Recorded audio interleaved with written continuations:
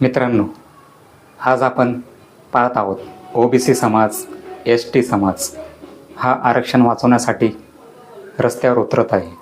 त्यांच्या मोर्चांमध्ये बाबासाहेबांचा फोटो आपल्याला दिसत आहे. फोटो दिसतोय, पण तो फोटो कुठे दिसतो? फक्त मोर्चांमध्ये दिसतो. त्यांच्या घरांनी फोटो दिसत नाही. बाबासाहेबांनी दिलेले हक्क अधिकार सगळे पाहिजेत, पण बाबासाहेब आमच्या घरात नको, फक्त ते मोर्चामध्ये पाहिजेत. मोर्चामध्ये का पाहिजेत? कारण बाबासाहेबांचा फोटो बघून सगळा समाज त्यांना साथ देईल आणि साथ दिल्यानंतर सरकार पण जागं होईल आणि त्यांचं आरक्षण वाचून राहील. एवढ्यासाठी बाबासाहेब लागतात, बाकी काही नाही. त्यांनाही वाटतं की बाबासाहेब हे दुसऱ्या जातीचे हे आम्ही का स्वीकारायचे?